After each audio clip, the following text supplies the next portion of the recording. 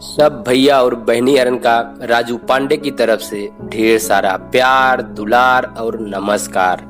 अवधि हमार शान राजू पांडे चैनल पे फिर से आप सबके आज एक नई विधा कहानी के साथ आप सबका स्वागत करते ही। दरअसल कल से स्वास्थ्य हमार कुछ कम सही है, आवाज एकदम साफ नहीं आवतिया है, कहे कि खांसी जुकाम और थोड़ा बुखार के समस्या है। तो यह वजह से आज हम कोनो गीत कविता लेके नहीं आवत ही। दरअसल ये समय मुद्दा चलता है चारों तरफ बलात्कार के। जोन पेपर न्यूज देखा कसम से कहा ही मन खराब हो जात है। बिटिया बहन कत्तो सुरक्षित नहीं न। आज के हमार कविता न हो के जोन कहानी है ये वही पे आधारित यह है। एक शीर्षक है बलात्कार। तो आप सब एक सुने, धीरज के साथ पूरा सुने और इतना संवेदनशील मुद्दा उठाए ही तो हमका हिम्मत दे जाए जोने से कि समाज में जितना कुछ गलत होता है हम ओकरे खिलाफ खुल के लिख सकी, खुल के बोल सकी और सबके सामने ओके पर्दाफाश के सकी। तो कहानी सुन जाए। गांव की कहानी आटे। 4-5 जने वे अधमरी लड़की का उठाई के ले आए और अंगना में रख दे। वह अधमरी लड़की जोने के शरीर पे नाम मात्र के कपड़ा रहे। वह लड़की के महतारी अपनी बिटिया का ऐसी हालत में देख के अंगना के दुआरन पे अपन सुध बुध खोई के गिर पड़ी। लड़की के बाप हाथे में कुदार ले सबका हैरानी से देखत अंगना में कदम रखत है। सुन तो खेतन में ले रहन कि आज गांव के रसूखदारन के लड़के ओकरी बिटिया के जिस्म पे आज शराब परोसे रहे, लेकिन ओका यकीन नहीं भा रहन। आंगन में अस्त व्यस्त पड़ी अपनी बिटिया का देख के कुदार ओकरे हाथे से छूट के गिर गए। चारों कहती गांव के लोग इकट्ठा रहे और वह लड़की का देख के आपस में कुछ खुसुर खुसुर करत रहे जो उनकी होवे करत है। जब बुढ़ापा बाप इधर उधर कुछ खोजे के ताई देखिस जोने से कि वो अपनी बिटिया के शरीर का ढांक सके। जब कुछ नहीं दिखान तो झट से अपन धोती उतारिस और अपनी बिटिया के छत बिछत शरीर पर डाल दीस और जोर जोर से चिल्लाए लाग, जा जा सब जने जा जा, सब जने अपने अपने घरे जा। अरे हिया कोनो तमाशा देखा आवा का, जा जा भाग जा हिया से सब जने, भागा भागा। सबका जाय के कहत वो कांपत हाथ से मटका मां से पानी निकाल के अपनी बिटिया के पास आवा और ओका पियावे लाग। दर्द से बेसुध वो बिटिया का जब अपने बाप का स्पर्श भवा तो चौंकी गए। जब एक घिनौना स्पर्श आपका महसूस भा रहा है अपने शरीर पे तो कोनो दूसरा स्पर्श एक पल का सिहरन तो दैन देते। बमुश्किल आंख खोल के अपने बाप का देखिस तो वेदना ओकरी आंखी में उतरी आई और झरझर झरझर आंस बहे लाग। इतने में बाहर से पुलिस के सायरन के आवाज आई तो बुढ़ापा जोन रहन चौंकी गवा। दुआरे पे जाय के बाहर देखिस तो पुलिस के एक गाड़ी और एम्बुलेंस वही के घर की तरफ आवत रही।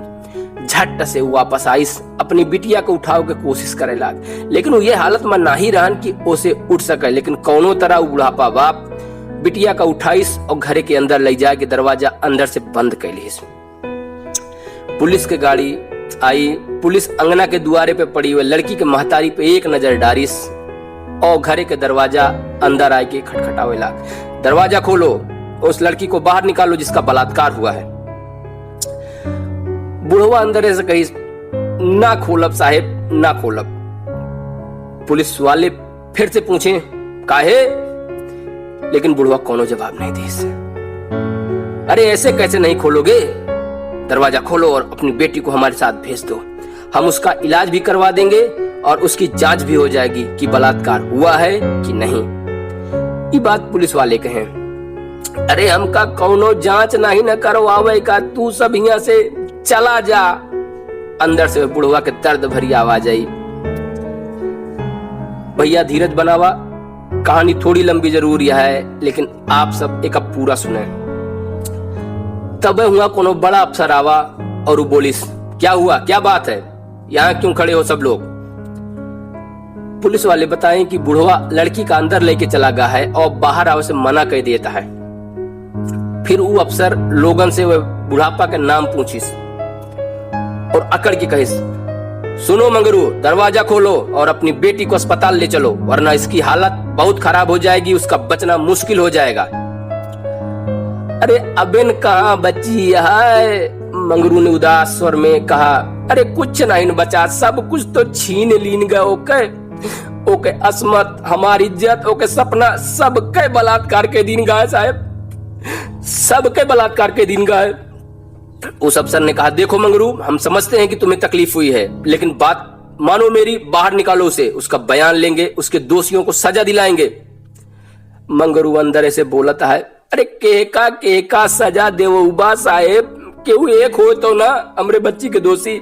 अरे ओकरे साथ इतना घटियापन करे वाले वो 4 लड़कन के अलावा, अरे गांव को हर लड़का दोषी है जे हमारी जवान बिटिया का खेते पे जात देखत के आ भरत रहन, छेड़त रहन। अरे हर वो आदमी दोषी है जे ओका ये मुसीबत में देख के मुंह फेर लिस।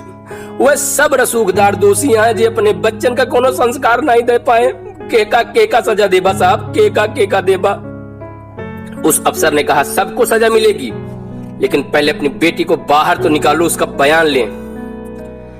बूढ़ा अंदर से फिर चीख उठा, अरे ना निकारब बाहर साहब, अब हम ना निकारब, और ना कोनो बयान दे। बयान के नाम पे जाने कितनी बार फिर से होके बलात्कार हुए। अब ही आप बयान लेबा, फिर बड़के साहब आई हैं, फिर कोर्ट में हर सुनवाई में होके बयान हुए। हर बार अपने ऊपर वह जुल्म के दास्तान तू का सुनाए, हर बार वह दर्दनाक पल का महसूस करे। नहीं साहब, और दर्द अब हम होका नहीं दे सके, हमारे अब होका और दर्द ना दे पाओ। उस अफसर ने कहा, देखो मंगरू, बात को समझो।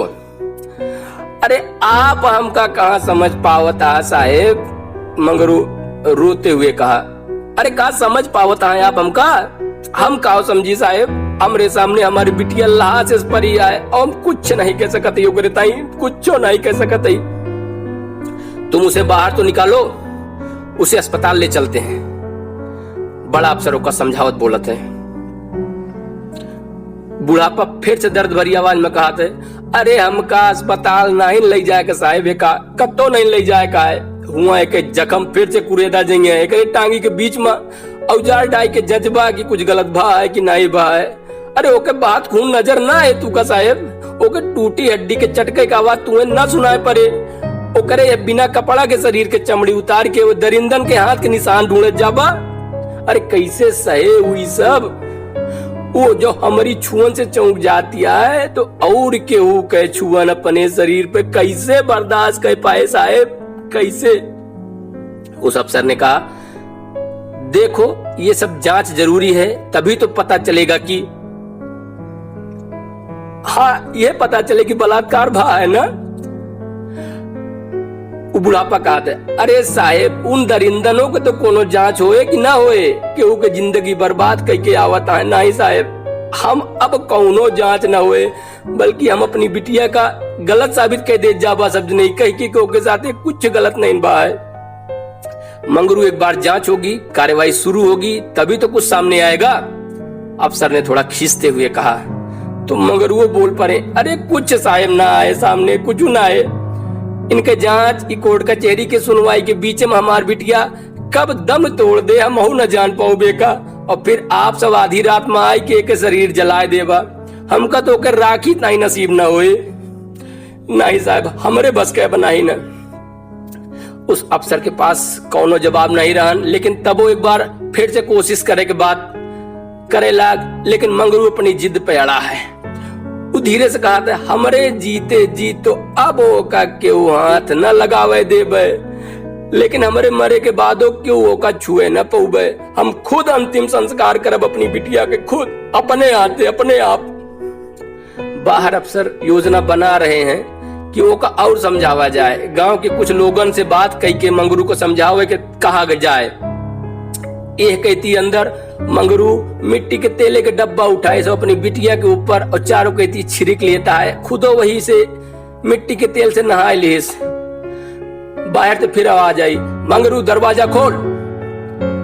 अंदर मंगरू ओम नमः शिवाय कह के माचिस के तीली मिट्टी के तेल में भीगी जमीन पे फेंक दी और भाग के कह के पूरी झोपड़ी केदाई में बरे लाग। आगे के तेज भपका उठा और फूस के छत बरे लाग। सब लोगन में भगदड़ मच गए। पुलिस वाले चौक के पीछे हो गए। पलक झपकते पूरी झोपड़ी धू धू कह के जले लाग। बाहर चारों कहती चीखे चिल्लाए की आवाज आवे लाग। अंदर एक अधमरी लड़की और ओके बूढ़ा बाप जरत रहन, लेकिन एकदम सन्नाटा। शायद ओका जरे के दर्द वह दर्द से कम लागत रहन जोन अब ही दू जने महसूस करत रहे। जब ताई पानी लाए के डारा जाए, आग बुझाई जाए, तब ताई सब कुछ जल के राख हो गया रहन। सब खाली खड़ा होकर तमाशा देखत रह गए।